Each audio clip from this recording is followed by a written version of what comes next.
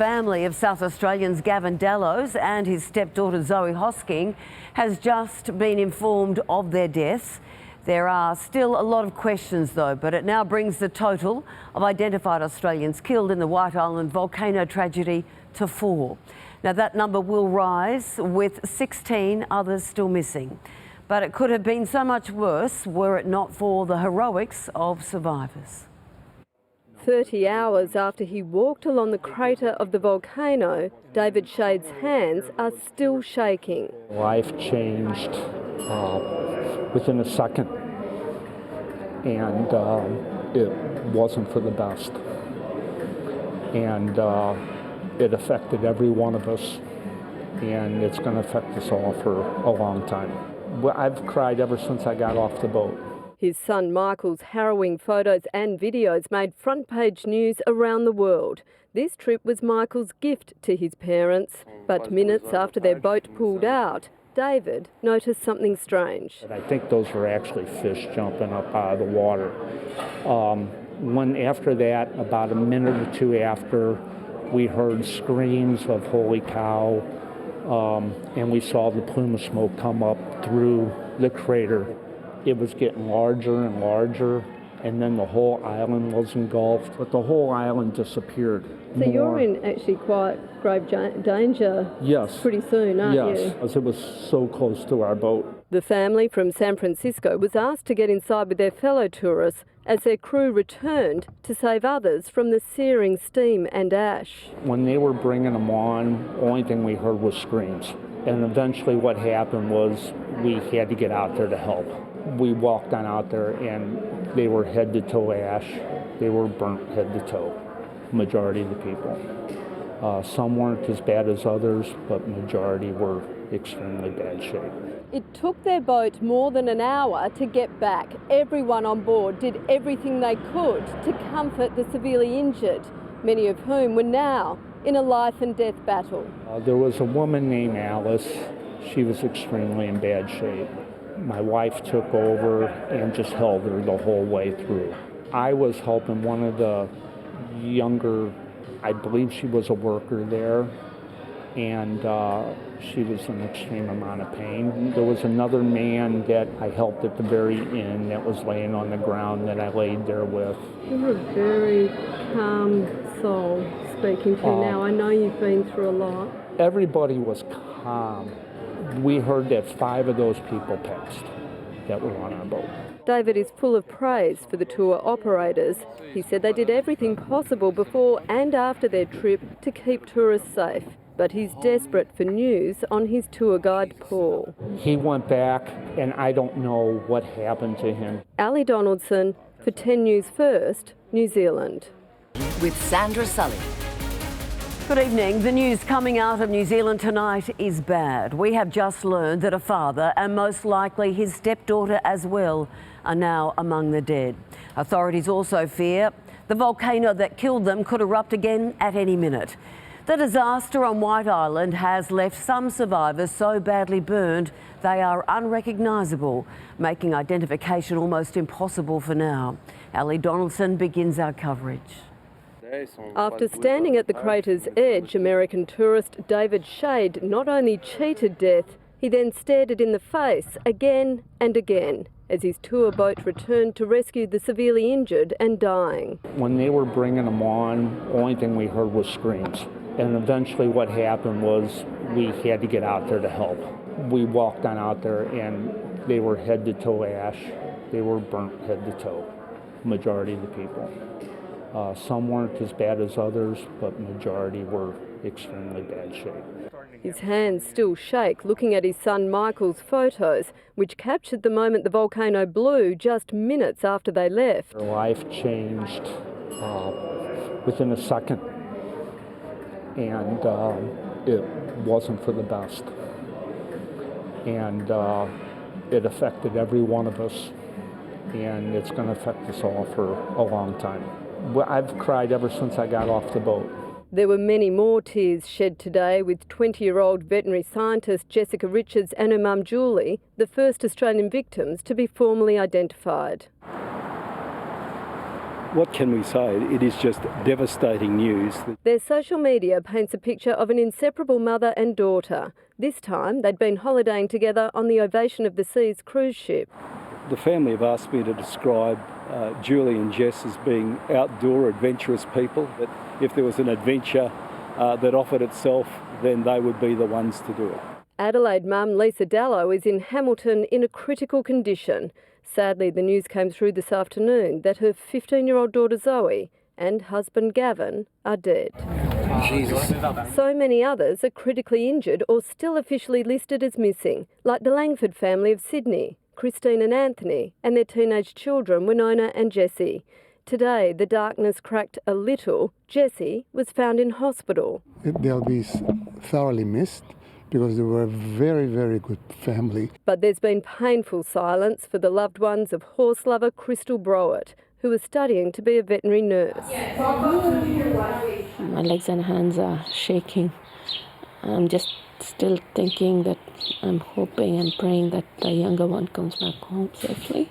Crystal's dad and older sister are in hospital. They're hoping she's made it there too. Her mum is safe. She stayed on the cruise ship rather than join the family on the volcano tour. And she's one of the first to jump in.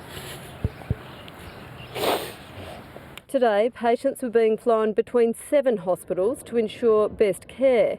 Jason Griffiths from Coffs Harbour is in Hamilton's hospital. He too is listed as critical, but no news yet on his travel companions, young couple Richard Elza and Carla Matthews. While their loved ones from Australia raced to be by their hospital bedsides, there is no doubt they only made it this far because of the bravery of those on their fellow tour boat that turned back to save them. David Shade remembers seeing something strange right before disaster struck. I think those were actually fish jumping up out of the water. After that, about a minute or two after, we heard screams of "holy cow," and we saw the plume of smoke come up through the crater. It was getting larger and larger, and then the whole island was engulfed, but the whole island disappeared. So you're in actually quite grave danger pretty soon, aren't you? Yes, because it was so close to our boat. But the searing ash and steam did not stop them. All the way back, they held precious lives in their hands. She was extremely in bad shape. My wife took over and just held her the whole way through. All hope those precious lives hold on and don't let go. Ali Donaldson for 10 News First, New Zealand. Well, Ali joins us now live from Hamilton. Ali, plans are now being made to get some of these injured Aussies home.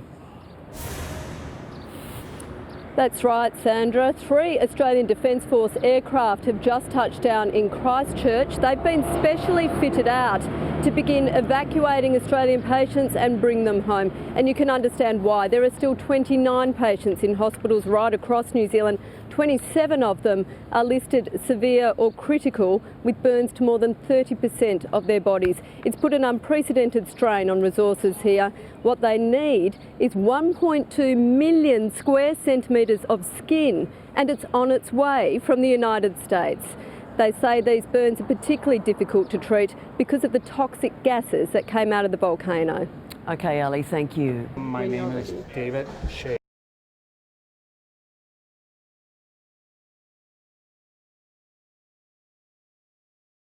My name is David Shade, S-C-H-A-D-E. And David, where are you from?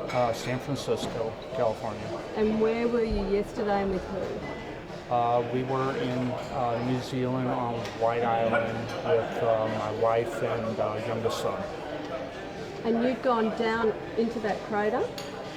We were on the island and we walked up to the crater edge, yes.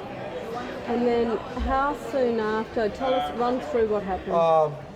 It was about an hour and a half boat trip to the volcano. And what we did was we were explained a whole lot of safety procedures. They were giving us safety equipment, everything like that. We got off the large boat and we used a raft that they transported us to the island. From there, they went again on other safety procedures with hard hats. We had life jackets. We had gas masks. We had everything that was provided to us for our safety. They went through on if there would be an issue on what to do and who to follow and all that. We went through a tour of the island. It was, I would say, over an hour tour. They gave us the history of the island. They gave us what it was used for sulfur extractions. And you noticed some strange things happening with Mother Nature when you were there? Yes. There was a couple things that we noticed. One is that there was bees that were on the island that seemed to be swarming a little bit heavier. There was some algae there that we were told that was there heavy 2 days prior and then all of a sudden gone. There was some streams that had heavy algae in it that weren't there the day before that were there during that day. So do you think that was connected to the temperatures rising, or? They knew that there was some activity. They knew that something was in the works. They just didn't know what. My understanding, what we were told, is that they did have some experts out there that were testing inside the crater with drones. But they weren't actually there? They weren't actually there. There was helicopters flying over top. Some of those were tour groups. Some of those were geologists that were probably looking at there prior. I'm not sure if it was during that time of day that we were there. And then when you got off the island, you're on the boat leaving. We left the island. We got brought back to the boat. All of our people in our tour group, and we were given lunch. It was about a 12-minute or so process from when we left the island to when I think the eruption actually started. Right before the eruption, I actually talked to one of the workers there who was new. He was only there a week, and I was noticing a bunch of fish jump off the island. And I was expecting maybe to see a whale or something like that because it seemed to be abnormal activity. But he said it just looked like it was white caps, but he wasn't sure. And I wasn't. But I told my wife, I said, I think those were actually fish jumping up out of the water. After that, about a minute or two after, we heard screams of holy cow. And we saw the plume of smoke come up through the crater on the opposite side of the island. Everyone started to take out their phones. They really didn't realize what was going on. We thought it was a small eruption. But then, next thing you know, it was getting larger and larger, and then the whole island was engulfed.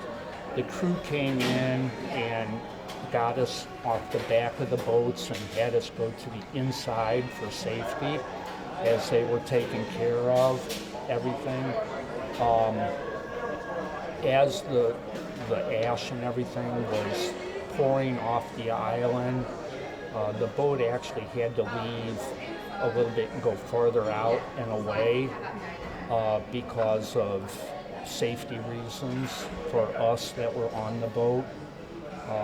Once it cleared up a little bit, they got back into rescue mode. There was people that were on a ramp, a dock there that were standing there. Our tour guide, whose name was Paul, and I don't know where he is right now, was phenomenal in taking charge of helping, and he was with another man that was running back and forth and rescuing people, pulling people. There was a couple people in the water that actually jumped off and got into the water itself, but most of them were on the dock,